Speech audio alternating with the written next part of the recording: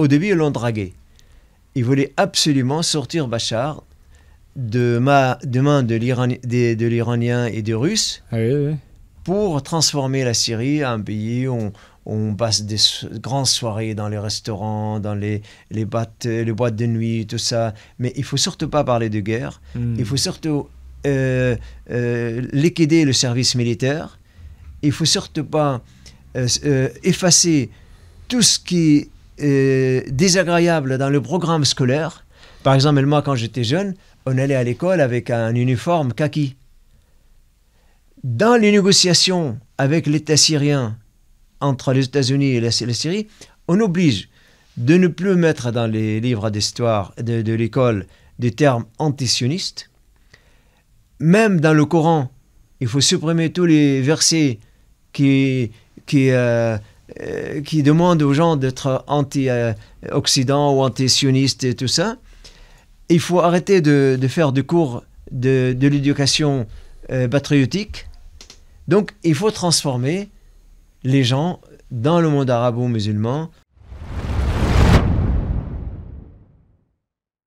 Salut les rebelles, merci d'être sur Nexus, le magazine le plus libre du monde. On va parler aujourd'hui de Syrie, un sujet qu'on avait pour beaucoup en France, on va pas se mentir, on l'avait lâché puisqu'on n'en parlait plus, on va en parler dans l'entretien. Là, je fais l'intro alors qu'on a fini, juste pour vous inciter à aller vraiment écouter jusqu'au bout. C'est passionnant ce que vous allez écouter sur en fait comment on monte une information, comment parfois on peut manipuler. Vous allez apprendre beaucoup de choses sur les manipulations des populations en vue de coups d'État. Voilà, on a essayé de le faire de la manière la plus neutre possible. Moi, je n'ai pas d'intérêt dans ce sujet, juste de comprendre comment fonctionne le monde. Et donc voilà, je vous incite vraiment à l'écouter, même en plusieurs fois, parce qu'on va parler 1 heure. Donc même écoutez-le, arrêtez-le au bout de 20 minutes, allez manger, puis revenez le soir, écoutez la fin, parce que vraiment, ça vaut le coup. J'arrête, place à l'émission. À tout de suite. Bonjour à tous les deux, comment allez-vous ? Bonjour. Bah, très bien, merci de nous recevoir. Vous êtes sur la route pour aller en Normandie, mais on vous a demandé de vous arrêter un instant ici à Garches pour essayer de papoter là-dessus. Adnan, voilà, quelqu'un qui veut comprendre ce qui se passe, est-ce qu'il y a des informations sur Bachar al-Assad? Est-ce que c'est vraiment le criminel qu'on raconte? Est-ce que c'est un dictateur abominable? Peut-être que oui, peut-être que non. Quelqu'un qui veut juste comprendre avec un esprit ouvert, comment est-ce que vous voyez la chose, vous, personnellement? Je voudrais que mon ami Claude, avec lequel j'ai voyagé 2 fois en Syrie, qui commence... de donner son impression, parce que lui, il est de l'extérieur, donc à la limite, il peut même voir des choses. Nous, on était complètement dedans. Depuis 2011, j'étais sur tous les fronts en Syrie, donc je préfère... Vous étiez même avant 2010, tout ça, vous étiez en Syrie Non, moi je suis rentré en Syrie en 2011, parce que j'étais en exil en France pendant 25 ans. D'accord. Donc je suis rentré quand la guerre contre la Syrie a commencé. Ouais. Voilà. Claude, alors, on vous laisse la parole pour débuter. Ah bah c'est gentil. Bon, effectivement, moi je me suis beaucoup intéressé à la Syrie parce que ça fait longtemps déjà que je m'intéresse à la géopolitique, à tout ce qui se passe au niveau international, parce que je pense et j'ai toujours pensé, on ne peut pas comprendre notre pays. Par exemple, il y a beaucoup de gens qui me disent « Ouais, la politique française », mais on ne peut pas comprendre la politique d'un seul pays si on ne comprend pas ce qui se passe à l'international, puisqu'en réalité, tout est lié. Donc, depuis longtemps, je m'intéresse évidemment à tout ce qui se passe, et j'avais été frappé par la dévastation déjà de l'Irak et de la Libye par les bons samaritains, entre guillemets, américains. Enfin, pas que, anglo-saxons, et puis toute une espèce de coalition internationale. Et donc, quand la guerre en Syrie a éclaté, j'ai vraiment voulu étudier ça de très près, parce que je me suis dit, ce petit pays, c'est quand même pas un grand pays, il y a 20 millions d'habitants à peu près, arrive à résister vraiment à cette coalition internationale. C'est-à-dire il faut quand même pas oublier que la Syrie, depuis 2011, quand la guerre a éclaté, il y avait 124 pays quand même qui ont déclaré la guerre à la Syrie. Donc ça Alors fait quand même... par exemple, il n'y avait pas la Russie ou certains pays des BRICS actuels, c'était beaucoup une coalition occidentale. C'est une coalition occidentale, Voilà. avec Israël à l'époque, avec le Qatar qui finançait effectivement beaucoup, avec la Turquie, etc. Enfin, Vous avez parlé de l'Irak, faut recontextualiser pour les gens qui ont perdu ça de vue, c'est-à-dire que quand on y repense, 20 ans après, l'Irak par exemple, c'était un pays, alors Saddam Hussein finalement, il faut pas c'est-à-dire qu'il faut regarder avec plus de recul ce qui s'est passé là-bas. Saddam Hussein, quand on monte, on explique qu'il y a des armes de destruction massive et tout ça dans le pays pour pouvoir l'envahir. Derrière, parce que c'est un pays qui échappe finalement à l'impérialisme occidental, notamment américain. Mais derrière, 20 ans plus tard, il faut voir ce que les Américains ont fait et qui est du coup largement pire. L'œuvre des Américains en Irak est largement pire, on peut le dire aujourd'hui, que ce qu'avait fait Saddam Hussein. Saddam Hussein, je ne porte pas de jugement sur ce qui a été fait. Ah mais absolument, mais si on regarde de toute façon, si on regarde l'histoire des anglo-saxons, de l'hégémonie anglo-saxonne sur le monde, et c'est depuis quasiment la création d'ailleurs des USA en 1776, si j'ai bonne mémoire, on voit bien que c'est un pays avec les Anglais derrière, parce qu'il y a toujours eu les Anglais, c'est un pays quand même qui a été un peu plus de 200 ans en guerre contre un ou plusieurs pays du globe. Donc c'est pas anodin, c'est loin d'être neutre. Alors évidemment, on se rappelle tous de Colin Powell agitant sa petite fiole. Là, vous voyez, il y a des produits, des armes chimiques en Irak, et ça a justifié la dévastation de l'Irak. Moi, je me rappelle très bien les médias à l'époque, nos médias en France, qui nous parlaient de frappe chirurgicale, comme si une frappe pouvait être chirurgicale. Ça veut dire, grosso modo, on nous prenait pour des truffes, à savoir, oui, on va diriger juste la bombinette là sur le coin de l'immeuble, et puis le reste sera pas touché. En réalité, c'est totalement faux. Quand il y a des chapelets de bombes qui tombent, il y a des chapelets de bombes qui tombent, et il y a forcément des dégâts collatéraux. D'ailleurs, c'est intéressant de se dire, quand on repense à ça, en y repensant là, en discutant aujourd'hui, finalement, ceux qui avaient ces armes de destruction massive, c'était les Occidentaux, avec notamment les Américains, notamment Julian Assange, qui montrait les Américains tirer sur des journalistes de Reuters et sur des civils afghans. Donc absolument. Finalement, on se demande où est la cruauté. Absolument. Alors, en fait, les Américains se sont déchaînés depuis l'histoire du 11 septembre, depuis l'attentat du 11 septembre. Ça leur a servi de blanc-seing pour déchaîner la poudre, enfin, plutôt le feu et le sang, au Proche-Orient, et c'est ce qu'ils ont fait. La Libye y est passée, l'Irak y est passé. Et alors, effectivement, la Syrie a résisté. Et donc, je me suis intéressé de très près à la Syrie parce que je trouvais ça admirable et j'ai commencé à essayer de comprendre les tenants et les aboutissants. C'est jamais facile. Et puis, un beau jour, grâce à un ami commun avec Adnan, qui m'a mis en relation avec Adnan, j'ai eu l'occasion donc de rencontrer Adnan Azam ici présent et qui m'a proposé avec d'autres personnes d'aller faire un voyage en Syrie. Et ça, c'était le 6 décembre 2021, très exactement. Alors effectivement, il y a une chose qui m'a impressionné déjà, c'est intéressant les impressions quand même. Bon, déjà, on ne pouvait pas atterrir à Damas, puisqu'il n'y a aucune liaison effectivement entre Paris et Damas. C'était la Syrie, c'était vraiment le pays où on ne pouvait pas mettre les pieds en liaison standard avec un avion. Donc on a pris un avion à l'époque. Là, on est en quelle année ? 2021. 2021. Donc on a pris un avion. On a atterri au Liban, à Beyrouth. Des Syriens sont venus nous chercher, avec Adnan d'ailleurs, ils sont venus nous chercher et ils nous ont emmenés à la frontière libano-syrienne en traversant la vallée de la Bekaa. Et la première chose qui m'a frappé quand je suis arrivé à cette frontière, on est quand même le 6 décembre et donc on est à 15 jours de Noël à peu près. Et qu'est-ce que je vois ? On passe cette frontière, on arrive à la frontière, on passe la douane donc syrienne, les contrôles, les checkpoints. Et je vois des décorations de Noël. Je vois, je me rappelle encore, je vois des décorations de Noël, je vois un sapin de Noël, je vois des guirlandes de Noël. Et je n'avais pas du tout cette vision-là de la Syrie. Pour moi, la Syrie, d'abord, je n'avais aucune vision, mais je ne pensais pas qu'il y avait comme ça, à ce point-là, une pluralité des religions. C'est-à-dire que c'était vraiment un État laïque.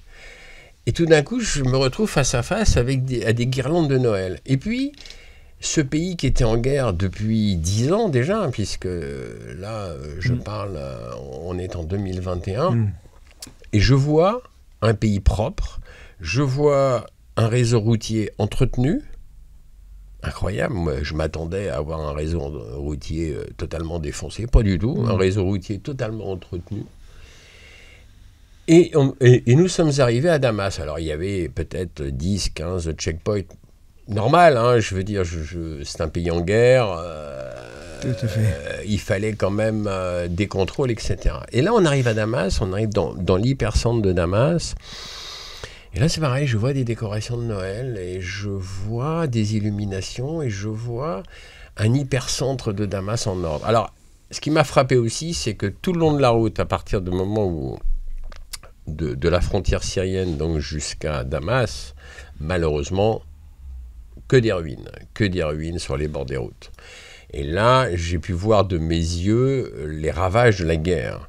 Alors après, on a fait tout un périple avec Adnan et avec les autres compagnons de voyage. Nous sommes allés donc Damas, bien sûr, nous sommes allés à Alep, nous sommes allés à Latakia, nous sommes allés à Soueda, la ville natale d'Adnan. On a même été à Dera, qui était une ville très très au sud donc de la Syrie. Alors sans et vouloir qui venait d'être libérée. Oui. On n'aura pas le temps de faire tous les détails oui. pour aller au bout de ça. J'aimerais juste. Je vais vous donner juste mon impression. Et mon impression, en réalité, j'ai eu l'occasion de voir un peuple courageux, de discuter avec des Syriens dans la rue, de discuter avec des officiels. On a énormément rencontré d'officiels. J'ai rencontré des gens qui parlaient un français excellent. Vraiment. Il y a une école française, d'ailleurs, très très étonnamment, puisque la France était quand même un pays belligérant, un pays attaquant sur la Syrie. Il y avait toujours une école française à Damas, où ils enseignaient le français. Et j'ai vu un peuple fier d'avoir résisté. À quel prix ils ont résisté? Chaque famille syrienne, il faut le savoir, a perdu un fils dans la guerre. Ou deux. Alors, la guerre, comment est-ce qu'elle s'est formée finalement en Syrie? Est-ce que c'était des milices civiles en Syrie? Moi qui je suis assez ignorant là-dessus. Adnan va compléter, mais en réalité, ça a été fomenté par la CIA et par le Mossad, hein, soyons clairs. Ils ont payé des gens. Vous savez, quand vous payez des gens, quand vous leur donnez $500, 500 $ là-bas, c'est beaucoup d'argent. Et quand vous payez des gens 500 $ et des gens qui ne sont pas très très éduqués, vous en faites des mercenaires de guerre. On en parlait tout à l'heure, avec 40 €, c'était un bon salaire en Syrie. Il y a 10 ans. Absolument. Donc 500 €, c'est une somme 500 € ou 500 $, vous imaginez. Et donc, les premières manifestations soi-disant pacifiques, oui, elles l'étaient, sauf qu'elles ont été infiltrées très vite par des agents payés donc par la CIA et le Mossad. Comment est-ce qu'on peut affirmer ça aujourd'hui? Oh, bah ça a été un peu enquêté, vous savez. Alors, où est-ce qu'on peut retrouver ces enquêtes? Oh, alors, on peut le retrouver, il faut faire des recherches. Bon, là, je ne peux pas vous dire exactement quel lien précis. Moi, ce que je peux vous dire, c'est un peu comment j'ai pu enquêter sur tout ça. Parce que ça m'a amené à enquêter aussi après sur le rapport César. En fait, cette guerre en Syrie a démarré parce qu'il y a eu ce fameux rapport César, cette fameuse loi César. Alors, pour ceux qui ne sont pas tout à fait au courant, c'était soi-disant un ancien officier militaire syrien qui a pris 50 000 photos de gens qui auraient été torturés, suppliciés. Et en réalité, quand on analyse... Alors évidemment, ce rapport a été financé par le Qatar. Il ne faut quand même pas oublier, ce rapport a été financé par le Qatar. Ce qui est intéressant, c'est que le Qatar avait mandaté un cabinet d'avocats londoniens pour effectivement élaborer ce fameux rapport César. Et ces photos ont été envoyées après à Laurent Fabius, qui était ministre à l'époque au Quai d'Orsay, et étaient présents 8 autres ministres des Affaires étrangères en Europe. Donc ça a fait l'effet d'une bombe, ce rapport, sauf que quand on étudie réellement la véracité de ce rapport, il s'avère que ce rapport est mensonger. Pourquoi il est mensonger? Parce que déjà sur les 50 000 photos, il y a à peu près la moitié, ce sont des doublons. Ce sont des photos en double. Secondo, le gouvernement syrien n'a jamais pu déterminer qui était réellement cet officier parce qu'il s'est fait appeler César. C'est pour ça que ce rapport s'appelle le rapport César en réalité. Okay. Mais si c'était un ancien officier de police ou militaire syrien, bien évidemment, le gouvernement syrien aurait pu mettre un nom sur son visage. Okay. Ensuite, quand on regarde qui a financé ce rapport, c'est le Qatar, ça je l'ai déjà dit, mais qui aussi l'a propulsé un peu partout, c'est une association, une ONG, qui s'appelle Human Rights Watch. Okay. Et qui est derrière Human Rights Watch? On retrouve George Soros. En réalité, quand vous commencez à gratter un peu, vous apercevez que, alors après, il a été prouvé que tous ces corps qui ont été pris en photo, eh bien, ma foi, c'était des gens qui ont été tués pendant la guerre, mais aucunement ça a été des gens suppliciés comme ils ont bien voulu le faire croire. Mais ça a donné le feu vert pour qu'il y ait un embargo inhumain avec une guerre d'ailleurs, qui commence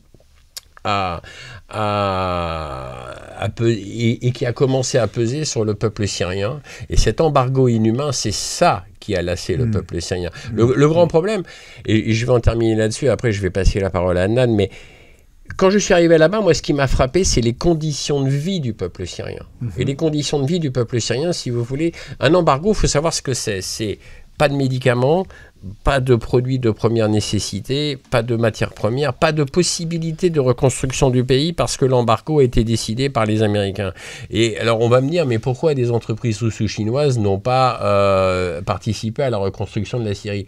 Impossible, parce qu'avant que Vladimir Poutine commence à donner un coup de pied dans la fourmilière de l'OTAN via l'Ukraine le 24 février 2022, toutes les transactions internationales se font comment au niveau des entreprises? Elles se font en dollars. Et qui contrôle le dollar? Les Américains. Donc, en réalité, aucune entreprise internationale ne pouvait réellement investir en Syrie.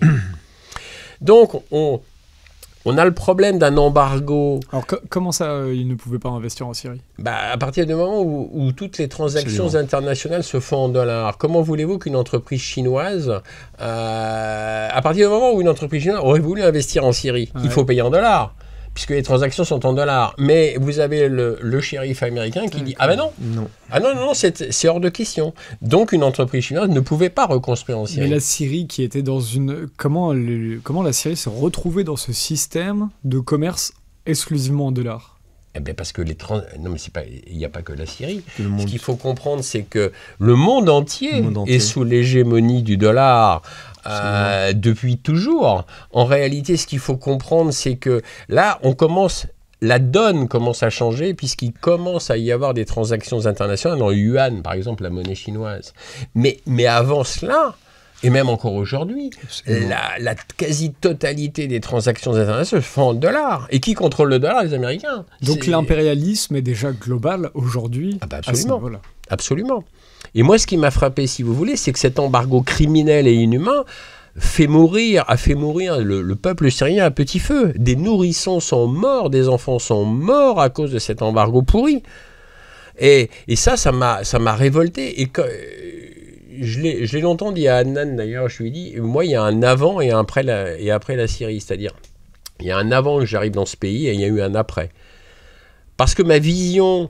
Bon, moi, j'avais déjà pas une très haute opinion des USA et je savais très bien ce dont ils sont capables, puisque le passé, entre le Vietnam, la Corée, les bombes atomiques au Japon, bref, il y a pas photo. Ce sont ces événements-là qui vous ont fait créer une défiance sur l'impérialisme quand vous voyez des gens souffrir inutilement, parce que ça ne servait à rien, cet embargo. Cet embargo faisait mourir le peuple. Mais pourquoi faire ?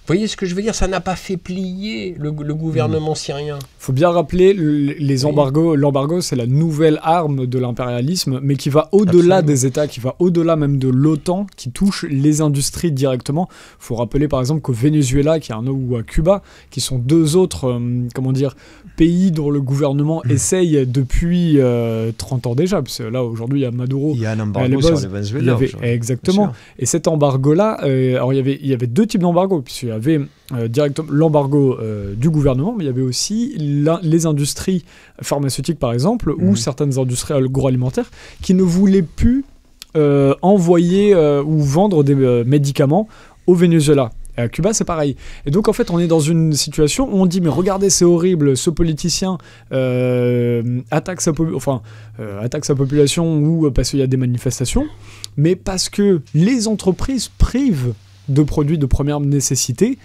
ces pays-là. Donc, c'est-à-dire, on dit, il n'y a plus de médicaments. Oui, mais ce sont les industries pharmaceutiques qui ne vendent plus de médicaments. Et ensuite, vous racontez dans les médias qu'il y a une révolution parce qu'ils ne donnent pas de médicaments à sa population. Mais on est dans une nouvelle forme de manipulation impériale.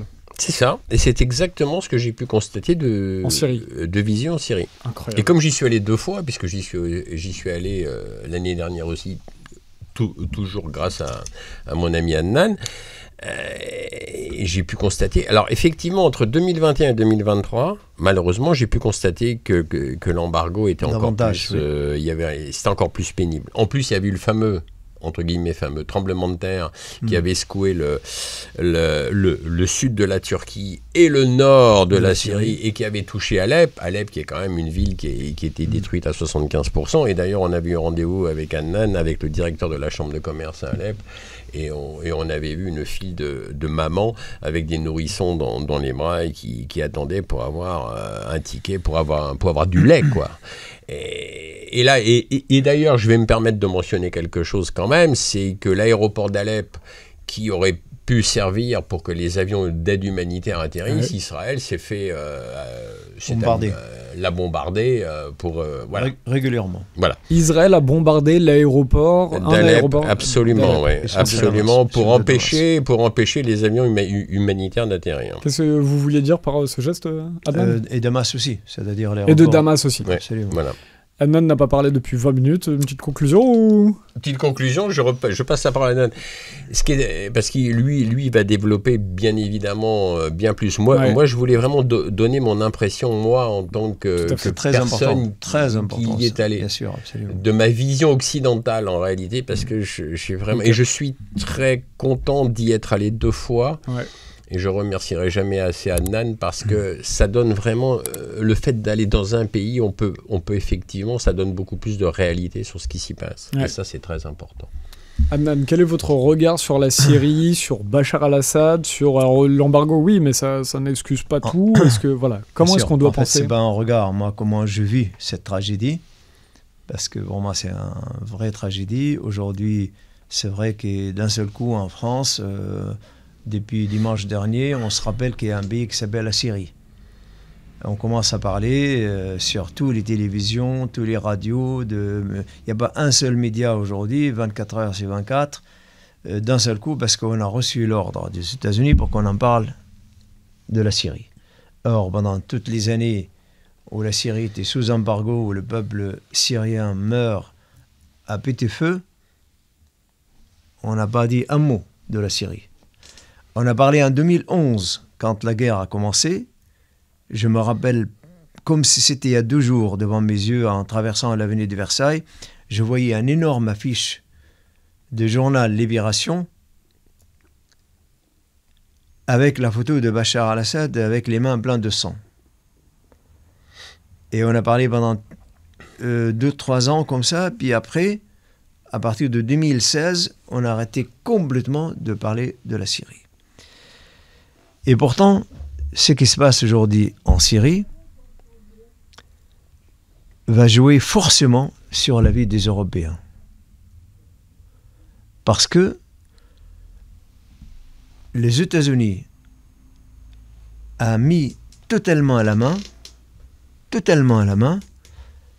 sur le monde arabe et l'Europe.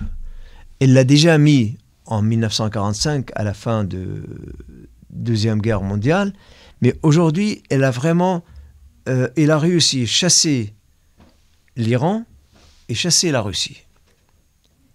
D'un seul coup, d'une pierre 2 coups.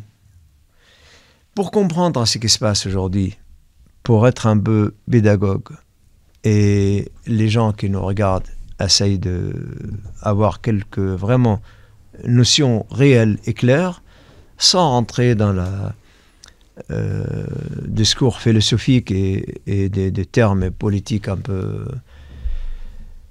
L'histoire qu'on est en train de vivre aujourd'hui en Syrie a commencé à 1917.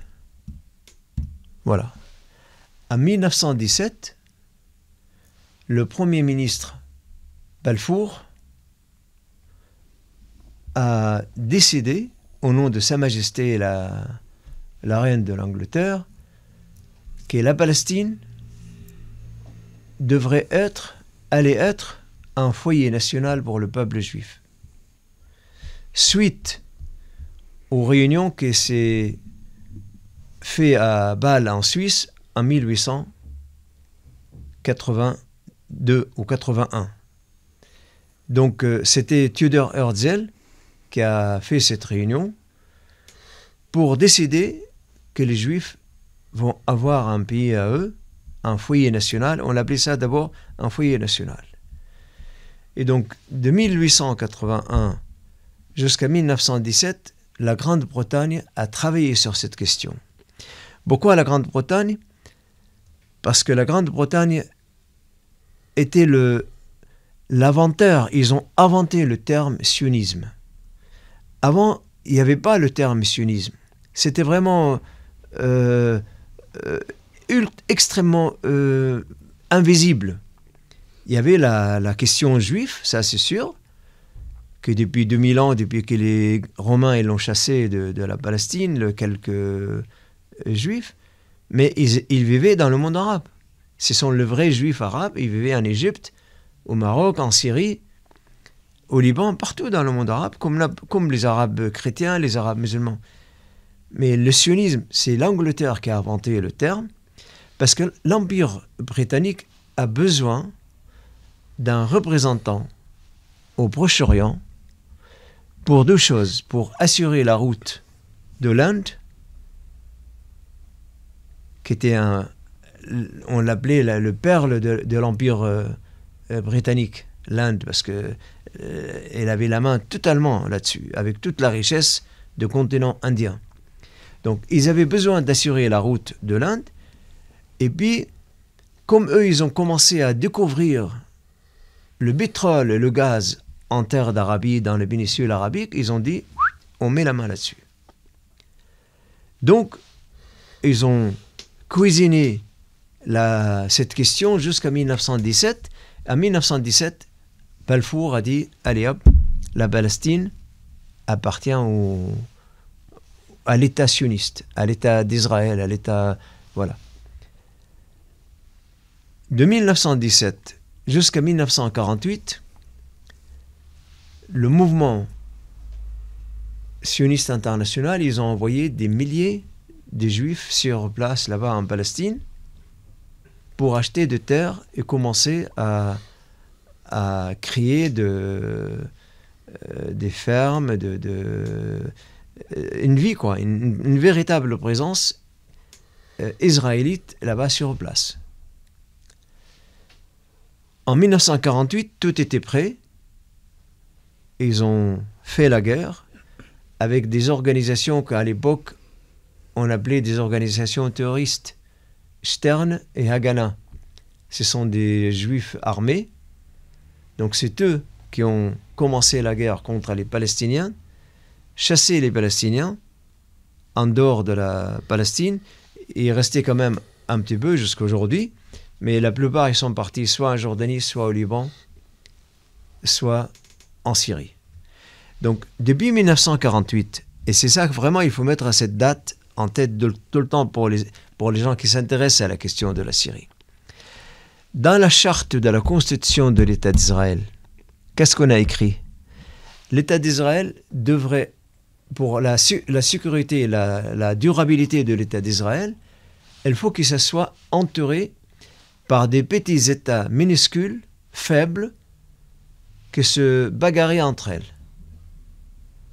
Alors, autour d'Israël, il y a l'Irak, il y a l'Égypte, il y a la Syrie. Ce sont trois États quand même grands et importants.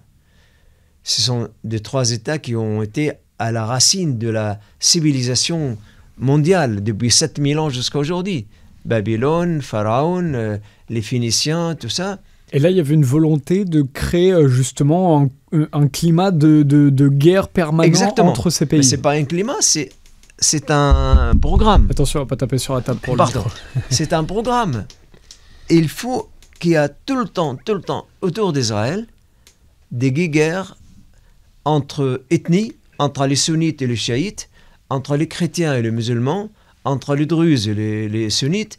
Donc, et où est-ce qu'on peut avoir la preuve de ça aujourd'hui, qu'il y a eu des volontés impérialistes de créer les résultats sur le terrain, si on étudiait vraiment... Oui, mais comment est-ce qu'on sait que ça vient d'une pensée impérialiste il y a des spécialistes, de la question, pardonnez-moi de le dire comme moi.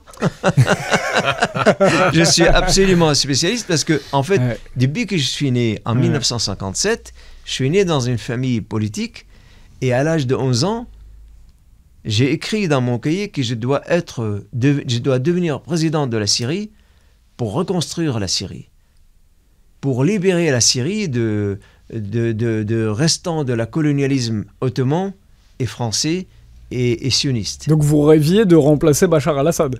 Avant, il n'existait pas à l'époque. Il n'existait pas à l'époque. Absolument. Ni lui, ni son père, c'était avant. Son père qui était, donc vous me disiez hors micro, qui était président et qui avait une vraie pensée anti-impérialiste. Moi, c'était le mois de mai 1969 que j'étais en train de réviser mon cours d'histoire et c'est là où j'ai écrit je dois devenir président et rendre la Syrie riche en miel et en soie et en huile d'olive, et je dois construire, faire des routes, faire des écoles, enfin, c'est tout un programme. J'ai écrit tout un cahier qui m'a conduit en 1978 pour développer la Syrie. Absolument. Qui vous a mené en prison. Absolument. J'ai passé 17 jours de torture et mais vraiment de vraies tortures. Donc après ça, qu'est-ce que vous aviez fait parce que j'ai commencé à parler autour de moi et le service de renseignement, ils ont pensé que moi j'ai des réseaux en dehors de la Syrie qui me poussent, qui me donnent de l'argent, parce que j'étais vraiment très actif en tant que jeune. J'étais un peu le Che Guevara de l'époque là, oui. Donc voilà. Et je me suis dit... Vous n'aviez même pas d'association ou ce genre de truc, vous n'aviez pas de groupe, de relations. Vous aviez des relations, juste sur des relations et sur des on-dit. Vous savez, à partir du moment où on se rencontre, on se groupe, on fait des réunions, et je me suis trouvé le vendredi 8 décembre 1978, à 1h30 du matin, j'étais à l'aéroport, ils m'ont kidnappé de l'aéroport. En sortant de prison, je me suis engagé en écrit que je ne parlais plus de ça. Donc je ne deviens plus président de la République. Je suis monté sur mon cheval et je suis parti pour faire un tour du monde à cheval qui a duré 4 ans, 1300 jours. Et après, je me suis installé à Paris pendant 25 ans en exil et je suis rentré en Syrie qu'en 2011. Alors là, votre expérience, on comprend quand même qu'en Syrie, il y a un climat politique qui n'est pas favorable à la liberté des opposants politiques. Là, on pourrait se dire, finalement, il faut le dire. Là, ce que vous nous racontez, c'est ce que... Absolument, il faut le dire. Mais pas, je ne le raconte pas de manière occidentale. Oui. Non, attendez. Ouais. Non, absolument. Ouais. Parce que quand je suis rentré en 2011, je suis rentré parce que j'ai vu... Et j'étais sûr, avec toutes les lectures de rapports, de centres de recherche, qu'il y a une guerre contre la Syrie. Pour ne pas couper le fil pour les gens qui nous regardent, je vais reprendre un petit peu en 1948. Donc, on a créé l'État d'Israël. 10 ans après, 1967, on a recréé une guerre. On a permis à Israël de prendre une partie de la Syrie, une partie du Liban, de Jordanie et de l'Égypte. En 1973, vous voyez, tous les 10 ans pratiquement, l'impérialisme anglo-saxon, protestant, sioniste, crée une guerre pour confirmer la supériorité de l'enfant unique de sionisme international ou d'anglo-saxon impérialiste international pour le permettre, cet enfant magique, de continuer à contrôler la région. Le pétrole, le gaz, tout ça, et le vente d'armes. En 1991, l'Irak a failli presque sortir de club de tiers-mondistes. Eh bien, on a cassé l'Irak. On a détruit l'Irak, on a tué Saddam Hussein. L'Irak commençait à s'enrichir, c'est ça que vous voulez dire? Absolument, absolument. Okay. pour que l'Irak ne fasse aucune menace à l'État d'Israël. Oui, voilà. Donc, après, on a commencé avec la Libye. Alors attendez, donc là, pour résumer, là, ce que vous dites, c'est que... Donc, En l'Irak- résumé, depuis 1948 Ouais. jusqu'à aujourd'hui, tous les 10 à 15 ans, il y a une guerre. Oui, oui. Née dans la tête des... Non, ça, on a bien compris, mais là, ce qui est fou, c'est sur l'Irak, de dire que justement, l'Irak commençait à se développer. On parlait vraiment, on avait mis l'Irak sur la carte, et c'est à Absolument. partir de ce moment-là que ça Absolument. devient dangereux. Il faut Absolument. créer tout un Vous savez, environnement de Saddam Hussein et quelqu'un d'horrible, les- c'est Hitler. La il Libye, faut... ça a été pareil. Hein. bien sûr, les Et la idéologues, Libye, pareil, les avec Kadhafi. idéologues. D'accord. les idéologues américains, comme Zbigniew Brzezinski, comme Charles Berle, comme Rumsfeld, comment ça s'appelle Rumsfeld, lui. Donald Rumsfeld. Voilà, absolument. Avec C'est qui, il a- Donald Rumsfeld? un ancien ministre de Défense. Il était ou secrétaire ouais, d'État ouais, à la Défense, absolument. Rumsfeld. Comme- Américain? Américain, oui. Comme Hillary Clinton. Il y avait toute une équipe, où, dans l'administration américaine, sur leur papier, tous les jours, on regardait qu'est-ce qu'on a détruit et qu'est-ce qu'il reste à détruire dans le monde arabe. Vous voyez? Donc, dans les années 2000, les choses ont pris un tournure un peu différente. Alors, juste avant la tournure Oui, différente. juste parce que pour aligner quelques preuves, par exemple, Ouais. voilà, je vais citer une déclaration qui est trouvable sur Internet. Ouais. Le général Wesley Clark Mhm. a déclaré en 2007 que les États-Unis, et je vais le citer un peu, pas au mot près, mais je vais le citer, nous allons détruire 7 pays. Absolument. 7, 7 le pays. chiffre 7. Mhm. Alors, Mhm. il y avait, compris dans les 7 pays, la Libye, c'est fait. L'Irak, c'est C'est fait. fait. Mais non. Le Liban, c'est le fait. Liban, c'est fait. C'est La Syrie. Somalie, c'est fait. Le Le Soudan. Soudan, c'est fait. La Syrie, c'est fait. Le Soudan était une menace pour les Américains? Bien Ah, sûr. mais bien sûr. Le Soudan, à quel niveau? Bah, c'est juste en dessous. Si vous regardez une carte Pardon, s'il y en a géographique, qui connaissent, je connais pas tout, ça m'intéresse de si vous comprendre. regardez une carte géographique, c'est Regardez en en face. dessous. C'est sous le. Là, il y a la péninsule arabique. Alors, on a la derrière carte vous. juste derrière. Et là, c'est là. Ben oui. ben, c'est un peu plus haut, ouais. Ouais. C'est un petit peu plus haut. Et c'est tout ce qui borne le canal de Suez. Si vous regardez bien, le canal de Suez qui sépare donc la péninsule arabique avec l'Afrique. Ben Vous oui. avez l'Égypte, etc. C'est clé. Le canal de Suez, c'est clé. Hein. Absolument. Il y a, attention, c'est vraiment une route maritime. Vous savez, on en revient toujours au. C'est le Rimland et ce qu'on appelle le Rimland, les États maritimes. Et si vous contrôlez la mer, vous contrôlez la terre. Et en fait, c'est ça la grande guerre aujourd'hui. C'est-à-dire, la grande guerre depuis longtemps d'ailleurs, Ouais. c'est que ceux qui contrôlent la mer Ouais. contrôlent les terres. Donc Bien vous sûr. avez, c'est le Rimland contre le Heartland. Et le Heartland, c'est la Russie, etc. et toute l'Europe. Mais l'Europe, pas tout à fait, puisque l'Europe, sauf ceux qui bordent la mer, Ouais.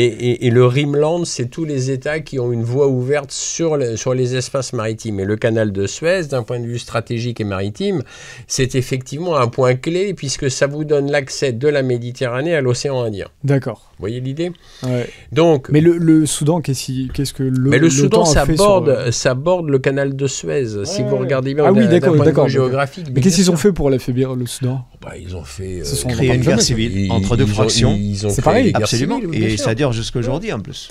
Bien Et en sûr. fait, le seul pays que Wesley Clark, qui pour l'instant n'a pas été pillé Ouais. guerre, c'est l'Iran. Il reste Et- plus que l'Iran. et donc sur là- les 7 pays. Il reste plus que l'Iran. Et ça va commencer en Iran. Ce que j'ai. Dont on a commencé à reparler en Absolument. plus de l'Iran dans l'actualité. Mais là, par exemple, quand vous dites qu'ils ont monté, par exemple, des révolutions civiles, des guerres civiles, c'est finalement, comme vous disiez tout à l'heure, en Syrie, pour revenir à bien comprendre, c'est qu'ils donnent, donc on donne 500 €, ce qui est rien en Occident, et ce qui est tout en Syrie. En fait, On donne 500 à qui? À des jeunesses désavouées. En Et fait, le budget de la guerre en Syrie, si vous mettez sur Internet en langue française le discours de l'émir de Qatar, Ouais. il l'a dit clair et net précis, nous avons dépensé 80 milliards de dollars pour abattre la Syrie. Purée. Il l'a dit quand, ça? Quelle Bah, date? il y a 2 ans. Il y a 2 ans. Oui, Il y a oui, 2 bien ans. sûr. Absolument. Donc, discours Absolument. du Qatar 2022, Absolument. on peut aller vérifier. Absolument. Ah oui, c'est 80 Ça, milliards. c'est incroyable. Donc, 80 milliards. Absolument. Oui, oui, non, mais Mais- c'est des sommes colossales. largement remboursé, quand même, parce que ce qu'il faut aussi comprendre, et ça, c'est intéressant de le mentionner, c'est que la Syrie, depuis 2011, qui pille le pétrole de la Syrie, qui est quand même une bonne production de barils, hein, les Américains. Les Américains contrôlent le nord-est de la Syrie. Ce sont eux qui pillent le pétrole, qui gèrent le pétrole et qui le vendent. Et ce qu'il faut savoir, c'est que la moitié de la vente du pétrole pillé par les Américains part, devinez où, dans la CIA, alimente le fonds Carlyle, le fonds privé souverain le plus important de la CIA, que personne ne sait exactement le nombre de milliards de dollars. Wow. Et en réalité, la moitié du pétrole syrien sert à alimenter les caisses du fonds Carlyle, Bien donc entendu. du fonds souverain de la CIA. Si vous voulez, c'est ça qu'il faut comprendre, c'est que c'est une espèce de boucle, en fait.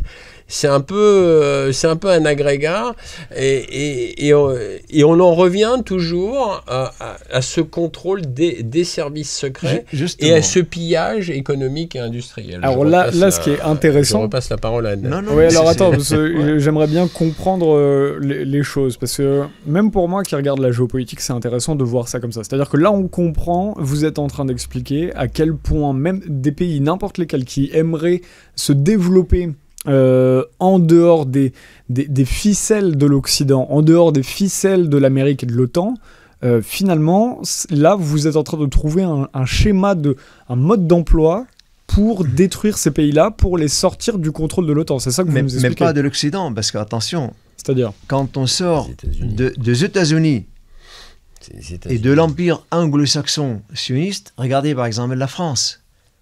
Qui a appauvri la France? les États-Unis, Mais bien sans sûr. Marshall. Regardez, quand je cite juste quelque chose qui me vient à l'esprit maintenant, le vente des frégates à l'Australie. Ouais. On l'a arrêté après même la signature Je veux dire, la France aujourd'hui, quand même, c'est un pays qui a des 300 milliards je ne sais pas, de dettes. Oui, oui. Et l'Allemagne aussi. Je veux dire, c'est les États-Unis qui gouvernent le monde. Quiconque aujourd'hui, justement, je vais juste terminer Allez-y, on a le par temps. quelque chose. En 2011, le président Bachar al-Assad était ami avec l'émir de Qatar et le président turc. Et tous les deux, ils sont venus le voir pour lui dire, Monsieur Bachar al-Assad, on vous présente un projet colossal, que vous allez gagner des milliards d'argent. C'est quoi? C'est de faire passer le gaz de Qatar par la Syrie à la Turquie et puis en Europe. Le président Bachar al-Assad leur a dit, bah, écoutez, je suis vraiment désolé, j'ai déjà signé un contrat avec la Russie pour le gaz russe. Je ne peux pas trahir mon ami Vladimir Poutine. Ils ont fait beaucoup de manœuvres pour convaincre le président syrien Bachar al-Assad à l'époque pour qu'il laisse tomber la Russie, qu'il accepte le projet Ok. turc et Qatar. Là, on est en quelle année à peu 2011. près 2011, oui, d'accord. Donc c'est... À partir du moment où il a confirmé sa décision et il a dit non, c'est là où on a commencé à déstabiliser la Syrie. Révolution. On a bâti ça avec le nom magique, le printemps arabe. D'accord. Vous voyez? Et Donc c'est ça, en fait. En fait, ils veulent absolument contrôler tout.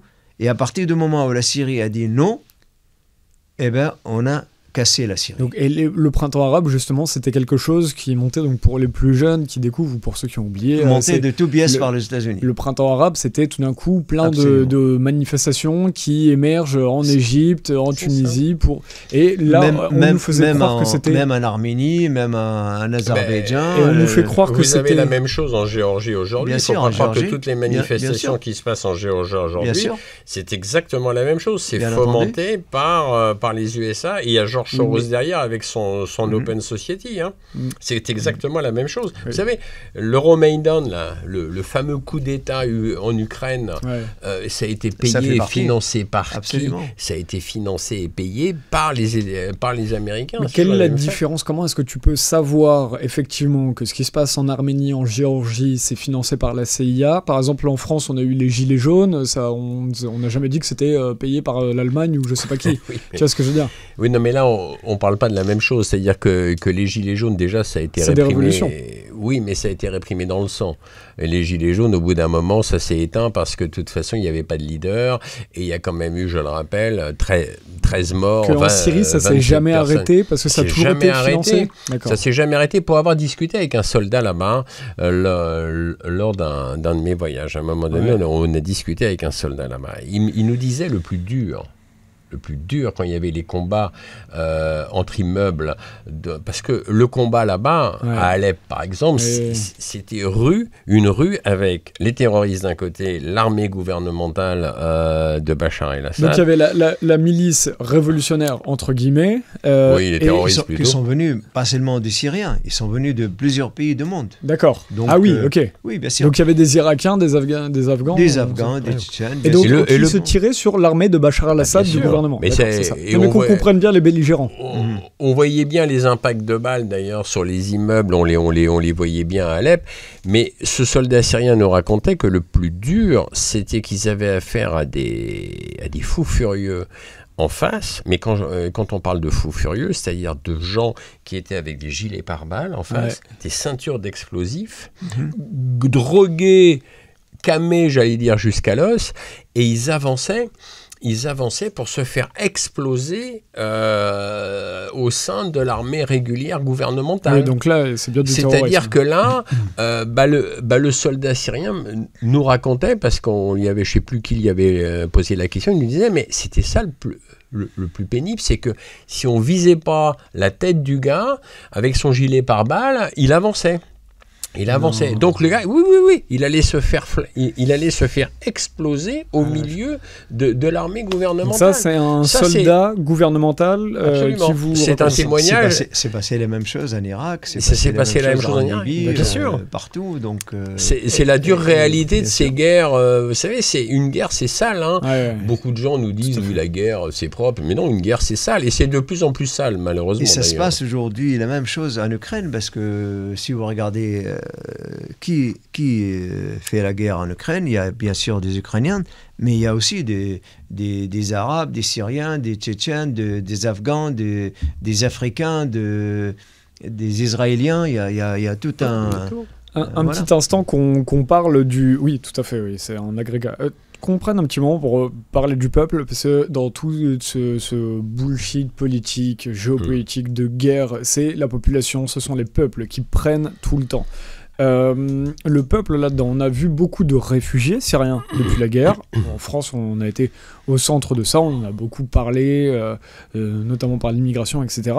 Le peuple là-bas, donc, était au milieu de ces guerres entre ces agrégats terroristes, révolutionnaires, on sait pas quoi, et l'armée gouvernementale. Donc le peuple se retrouvait, qu'on comprenne bien, au milieu de ces tirs-là. Je vais être très prudent pour ne pas dire les choses comme ça, parce qu'à partir du moment où il y a deux groupes, chaque groupe a une clientèle, on va dire, des gens convaincus qui le suivent, et chaque groupe, il va dire nous sommes des révolutionnaires, ou nous sommes des patriotes, ou nous sommes... Donc c'est pour ça qu'il faut être extrêmement connaisseur. Il ne faut pas simplifier comme on le fait ici dans les médias en France, quand on parle d'un dictateur et de groupes terroristes. Là, j'essaye juste de comprendre ce qu'il y a dans la tête et ce qu'ont vécu la tête des gens, les citoyens syriens. Si je prends les Syriens, aujourd'hui, il y a deux parties, mais vraiment des Syriens, et chacun, au fond de lui-même, pense qu'il a raison. D'accord. Donc, c'est pour ça, c'est une guerre civile, une guerre organisée dans un pays entre les populations. C'est une guerre dégueulasse, c'est une guerre qui fait trop mal. Mais donc, il y avait des habitants pro-rebelle, pro-milice, milice, pro-rebelle, pro-révolutionnaire, oui. comme vous voulez. Et puis, il y a Donc eux se sentaient lésés par Bachar al-Assad. Exactement, bien sûr. D'accord, voilà. Bien sûr. Okay. Enfin, on a mis dans leur tête parce qu'à l'époque... les moteurs, les décideurs de ces révolutions. Par quels moyens? Parce que les médias, là-bas, il y a des médias. Est-ce que les médias étaient aux mains de Bachar? Comment est-ce que ça se passe? Vous savez, le média, je vous donne, par exemple, il y a Al Jazeera. Ouais. Al Jazeera, aujourd'hui, est le numéro 1 mondial. C'est Qatari, Al Jazeera. Absolument. Oui. 24 heures sur 24. Al Jazeera était en Syrie? Mais bien entendu, bien sûr. Et Al Jazeera... il n'y a pas un seul Syrien qui ne regarde pas Al Jazeera. Alors, Al Jazeera, comment ça diffuse? Parce que Al Jazeera, si c'est Qatari, c'était les ennemis de Bachar, alors. Ça diffuse partout dans le monde entier. Mais il diffuse sur quoi? Sur YouTube, jusqu'à 2011. Ouais. Et il diffuse pro-Bachar. Depuis 2011, il diffuse contre Bachar. Donc... Il diffusait pro-Bachar, puis contre Bachar. Exactement. C'est jusqu'à 2011. C'est par satellite. C'est la télévision. Donc les Syriens, un Syrien en 2005, il avait un Syrien plutôt en 2010, un an avant la révolution. Un Syrien en 2010, il avait Al Jazeera chez lui. Exactement, parce que c'est. Ils avaient tous la télé par satellite. Complètement. Les antennes paraboliques là. Complètement. Tous les pays arabes, ils ont les antennes paraboliques. Même ici à Paris, tout le monde regarde Al Jazeera. Tous les Arabes qui sont à Paris. Oui, bon, c'est minoritaire Al Jazeera en France. Je peux te dire que même les Français, maintenant, ils le regardent pour voir rien que les images. Les hommes politiques en France regardent Al Jazeera pour savoir que... Parce qu'ils ont... En fait, aujourd'hui, le 16 décembre 2024, l'équipe d'Al Jazeera en Syrie, c'est à peu près 200 personnes. 200 personnes à Damas, à Alep, à Homs, à Hama, à Souaïda, à Deir ez-Zor, à Al-Hasaki. Dans chaque ville, il y a au moins 10, 15, 20 journalistes Al Jazeera pour couvrir tout ce qui se passe dans chaque maison, dans chaque bureau, dans chaque champ, dans chaque route. Al Jazeera, c'est une force... en fait, médiatique. Al Jazeera, c'est l'ancien BBC de Londres. Ouais, d'accord. Ouais. C'est le BBC de Londres qui a créé cette chaîne de télévision. Et jusqu'aujourd'hui, si vous regardez le cabis... C'est la BBC qui a créé Al Jazeera? Absolument. Si vous regardez le cabis d'Al Jazeera, quand on fait une entreprise en France, on a besoin d'un cabis. Donc dans le cabis, on voit qui est le nom le propriété de l'entreprise. Al Jazeera, c'est une entreprise après tout. C'est une entreprise médiatique. Donc aujourd'hui, le nom d'Al Jazeera est le nom d'un juif britannique. Voilà. C'est passionnant de se poser. Mais non, parce que dans une révolution, ou dans une guerre en général, tu dois regarder où est l'actualité. C'est même chez nous, par exemple, en France, c'est très intéressant de voir que tous les médias vous savez sont pro-Ukraine. Combien d'heures je travaille actuellement? 36 heures par jour pour être vraiment au courant de tout ce qui se passe. C'est fort. Et c'est pas, je veux dire, je dis pas ça pour m'étaler, mais c'est une prouesse intertemporelle. Cette nuit, je me suis endormi sur mes lunettes, j'ai cassé mes lunettes parce que, mais c'est vrai, je veux dire, on est obsédé, on est passionné par l'information et on peut pas dormir si on n'a pas vu 300 000 reportages sur tout ce qu'on dit. Moi, je suis tous les jours au moins 4 chaînes en France. Ouais. Je ne veux pas le citer pour ne pas le faire de la pub, BFM, LCI, France 2, TF1, donc, mais c'est vrai, avec Al Jazeera, avec 10 chaînes libanaises, avec 2 chaînes russes, pour savoir de quoi on va dire, on va en parler, c'est très compliqué, parce que c'est une guerre de domination mondiale. Si je résume tout ce que je suis en train de dire, nous sommes rentrés dans l'ère de l'empire sioniste, aujourd'hui. Et en France, et en Europe, et dans le monde arabe. Si vous allez vous marier, vous devez absolument demander l'autorisation à l'empire sioniste aujourd'hui. J'exagère pas. Je parle politiquement. Si vous voulez faire un mariage politique, je ne parle pas d'un mariage civil. J'ai compris. Ouais. Donc, voilà. Et bientôt, on va commencer à parler de l'Iran. Parce que l'Iran, on va le casser. Parce que l'Iran essaye d'être indépendant de cet empire. De faire tête à Israël et aux États-Unis. Donc, dans leur programme aujourd'hui, il faut que toute cette partie, regardez là-bas, toute cette partie vraiment de Maroc, alors, laquelle de Maroc, on est là. Jusqu'à presque à la frontière de la Chine. Ah oui, d'accord. Donc, absolument. Jusqu'à par là. Cet espace, vous savez combien de kilomètres il y en a? Bon, bah là, je l'ai fait à cheval. T'es sur du 7000, non? J'ai tout fait ça à cheval. Il y a à peu près 10 000 kilomètres. 10 000 kilomètres. Absolument. Donc cet espace, jusqu'à la frontière au nord de la Russie, tout ça doit être sous contrôle de l'Empire sioniste. D'accord. Absolument. C'est passionnant à traiter comme question. On a bien fait d'aller sur cette question médiatique. Il y a un téléphone qui sonne, je ne sais pas si ça vibre. C'est ta montre. C'est ma montre qui vibre. Il a les montres connectées. C'est un produit de l'impérialisme. C'est un produit de l'impérialisme. Mais c'est passionnant à traiter. Donc du coup, pour résumer ce qui s'était passé, donc Al Jazeera, qui a une puissance médiatique que tout le monde regarde, qui est un média qatari, donc ça n'était pas un média syrien. C'est pas un média qatari, c'est un média universel international. Oui, mais Al Jazeera vient du Qatar bien à la base. Ce sont les financiers. Oui, voilà. C'est les financiers. Oui. Mais donc ça en dit, c'est intéressant. Regardez qui finance. C'est comme quand on parlait de sans John, faire la pub, sans faire la pub. Si vous voulez tout savoir, il faut vraiment lire mon livre quand l'arabe s'éveillera. Oui, non, mais vous avez raison d'en parler. Avec Claude, hein. On l'a pas mis quand l'arabe s'éveillera. Donc voilà, c'est préfacé notamment par Christine de Léjoncourt. On peut le commander sur Internet, sur Amazon et des book editions. N'hésitez pas à l'offrir pour Noël, hein, si on est encore dans la période, je pense. Et puis il y a un deuxième livre que je viens de mettre sur Internet qui s'appelle Qui a murmuré à l'oreille de Poutine. Si vous tapez sur Google, Adnan Azam, vous allez trouver les deux livres. Adnan Azam. Oui, donc du coup, j'étais en train de dire, donc c'est intéressant parce que donc on a un média qui est de base pendant donc les années 2000, le début des années 2000, faisait la promotion du gouvernement pro-Bachar finalement, tout pendant que Bachar allait dans le sens. Absolument. Oui. Donc il y avait un espoir finalement de l'impérialisme que Bachar soit un soldat. Exactement. C'est très bien dit là. C'est très bien dit. C'est-à-dire au début ils l'ont dragué. Ils voulaient absolument sortir Bachar de main de l'Iranien et des Russes pour transformer la Syrie en un pays où on passe des grandes soirées dans les restaurants, dans les boîtes de nuit, tout ça. Mais il ne faut surtout pas parler de guerre. Il faut surtout liquider le service militaire. Il ne faut surtout pas effacer tout ce qui désagréable dans le programme scolaire. Par exemple, moi, quand j'étais jeune, on allait à l'école avec un uniforme kaki.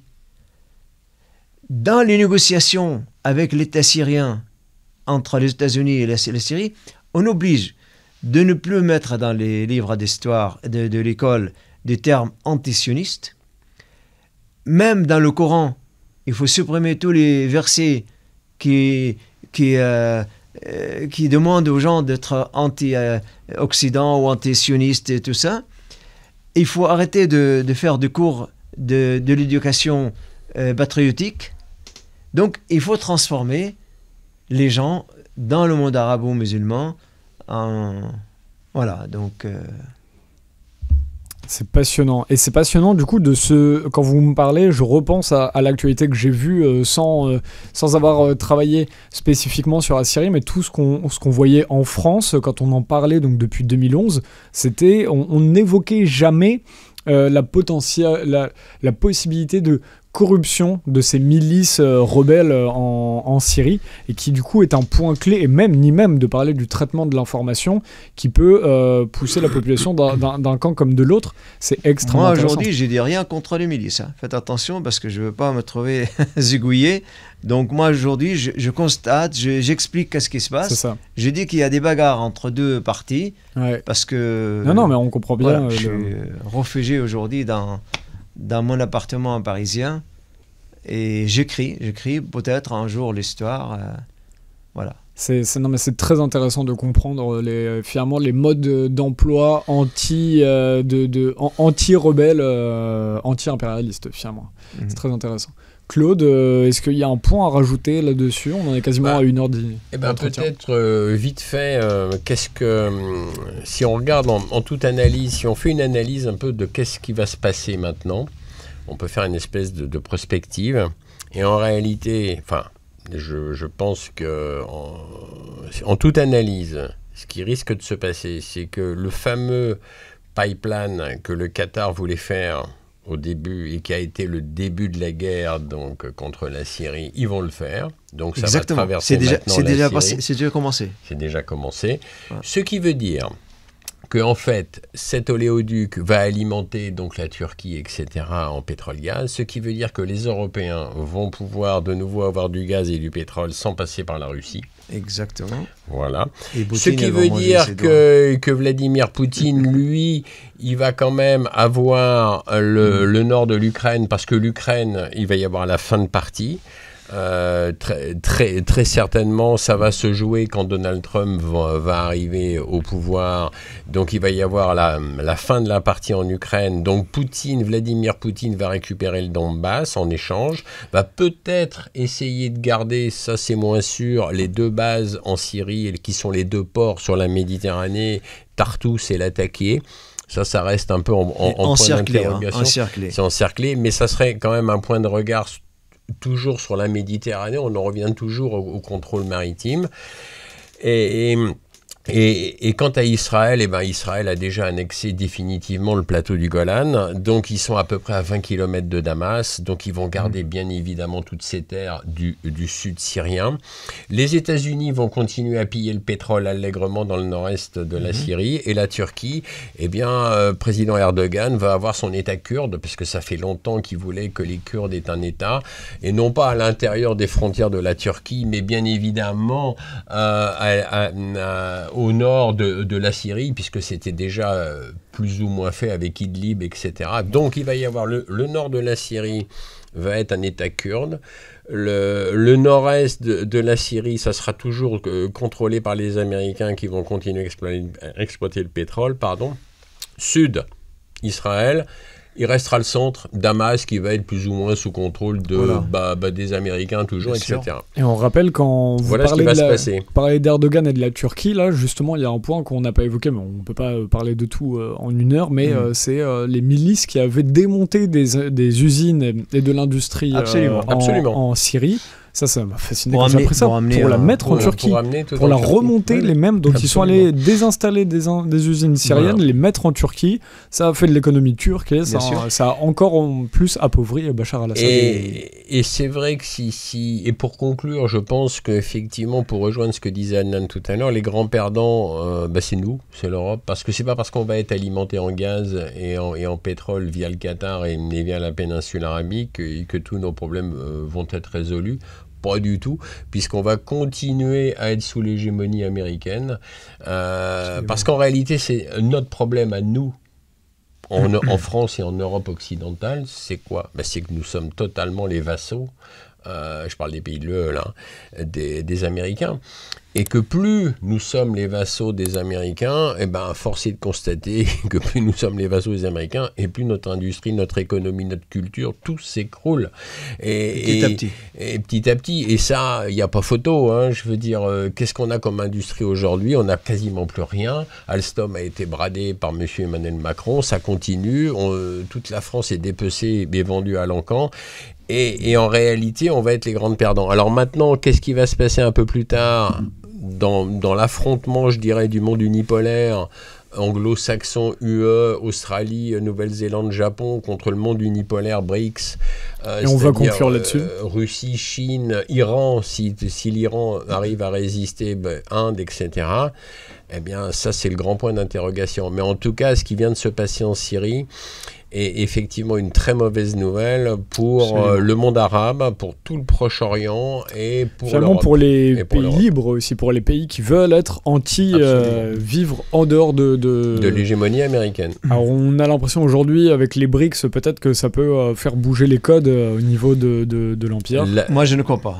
Je ne crois pas. Ce sera une autre discussion. Ça sera une discussion. En point d'interrogation. Bien sûr. Un gros point d'interrogation. Et juste, je termine vraiment avec le mot de clé pour moi. Ouais. Comme on a dit que tout ça s'est commencé à cause de la création de l'État d'Israël ou à cause de la cause palestinienne, comme on veut. Aujourd'hui, le plus grand perdant de tout ce qui se passe dans le monde, c'est la cause palestinienne. Comme ça, Netanyahou, il va pouvoir raser Gaza et faire Ce qu'il est déjà en train de faire. exactement, et faire la route de la soie avec l'Inde et l'Arabie Saoudite, etc. Et avec Donald Trump, ils vont construire des tours sur le plage de Gaza, et les Palestiniens, ils vont continuer à rêver à leur État un jour, je l'espère. On rappelle effectivement que Donald Trump n'est pas du tout anti-Israël là-dessus. Il a dit « Je suis le meilleur ami d'Israël ». Le plus grand soutien d'Israël. Et on précise bien, parce que c'est important dans ces moments de manipulation de l'information, quand vous parlez d'Israël là-dessus, j'imagine que vous n'êtes pas antisémite, ou en tout cas, moi je refuse d'avoir une émission. Ah non, non, non, voilà, non. Ça n'a aucun lien avec... On peut être antisioniste. J'ai vécu à Damas. Claude, il connaît le quartier de Bab Touma. C'est là où j'étais étudiant, je faisais le droit à l'université de Damas. C'est un quartier où il y a des musulmans, des juifs et des chrétiens. Voilà. Et mes amis juifs, ils venaient avec nous aux facultés de droit. Et il n'y a jamais, mais on ne pensait même pas à ça. Nous, quand on parle de sionisme, ça n'a rien à voir. Aujourd'hui, si vous regardez, parce que c'est très important. C'est une idéologie de conquête et de domination. Pour vous, c'est bien que vous avez parlé de ça, parce qu'il faut protéger votre média, parce que sinon, on va commencer à vous rapprocher des choses. Moi, j'aime que les peuples se parlent, mais par contre, toutes ces questions de domination, ça c'est quelque chose qu'on refuse. Si vous regardez aujourd'hui, à travers le monde, il y a beaucoup des minorités juives qui sont antisionistes. Ah oui, beaucoup. Et l'autre jour... en France, énormément. Hein. L'autre jour, on était à Trocadéro. Il y avait une manif pro-palestinien. J'étais étonné, il y a un groupe américain, juifs américains, avec leur costume traditionnel et leur part. Ils sont venus, on a pris des photos ensemble. Ils sont venus des États-Unis pour soutenir les Palestiniens. Tout à fait, mais c'est pareil, quand on parle des Américains depuis tout à l'heure, on parle des impérialistes, on parle du gouvernement, ça n'est pas le peuple. Ça, c'est le discours de David Bojadas, non, mais c'est vrai. C'est vrai. Mais je pense que c'est important, effectivement, de le souligner. Je pense qu'Annan l'a très bien souligné, et moi, je ne peux que renchérir aussi. Moi, je n'ai rien contre les peuples. Je pense qu'un fermier américain n'a pas du tout envie d'aller détruire un fermier qui habite en Russie, ou un fermier qui va habiter en Israël, ou un fermier qui va habiter en Afrique du Sud. En réalité, la majorité des gens aspirent à vivre en paix. Et je pense que c'est là un point fondamental à comprendre. Malheureusement, la majorité des gens est entraînée dans la guerre par une minorité de fous, de criminels cupides, et qui précipitent les pays et les peuples dans le chaos. Et vous savez, Paul Valéry disait en 1936, les guerres sont faites en majorité par des gens qui s'entretuent mais qui ne se connaissent pas, au profit d'une minorité qui se connaît très bien et qui ne s'entretue jamais. Et c'est ça le point fondamental à comprendre. Et qui n'est pas connecté au peuple. Hein. D'ailleurs, on a parlé de la dette tout à l'heure. Vous avez dit 300 milliards, c'est 3000 milliards. 3000 milliards d'euros. La dette française. Hein. On est écouté aussi en Afrique et au Canada, en Belgique, partout. Et on a beaucoup utilisé cette carte. C'est intéressant parce que sur cette carte, quand on la regarde, on a choisi ça par défaut, je crois, avec la technique, mais on voit, il n'y a pas de frontières. Les frontières, ce ne sont que des construits sociaux, géopolitiques et tout ça. En soi, les peuples sont complètement liés. Merci pour cette émission, c'était passionnant, vraiment. Ça m'a donné mal à la tête, littéralement. Je suis déjà fatigué. Il y a le manque de vacances aussi qui joue, mais c'était extrêmement intéressant de se pencher dessus. Retenez bien ce qu'on a dit tout à l'heure, notamment sur les embargos, la corruptibilité de certains rebelles dans certains sens. L'embargo, c'est un outil abominable fait pas que par les États, les industries qui privent les pays de médicaments, de produits de première nécessité, de commerce pour des produits utiles. C'est un moyen mondial aujourd'hui de bloquer ces pays qui veulent juste être souverains, sans sortir de l'impérialisme. On parle de souveraineté. Et donc voilà, retenez bien ces idées fortes, c'est très intéressant. Allez acheter encore une fois Quand l'arabe s'éveillera, et Claude Janvier, on n'en a pas parlé, mais un livre incroyable, faut pas que j'en fasse trop non plus, mais j'aime beaucoup qu'on se penche. Il y a Miloud qui se moque de moi à la technique, merci Miloud d'avoir réalisé, mais sur l'état profond français. Allez acheter son livre à Claude Janvier, puisque c'est très intéressant de se pencher sur qui finance nos élus Et nos élus sont-ils libres? Nexus, on n'est pas complotiste, mais on croit que non. Merci à tous d'avoir regardé cette vidéo. Allez acheter le dernier Nexus. À bientôt. Au revoir les gars. Merci beaucoup.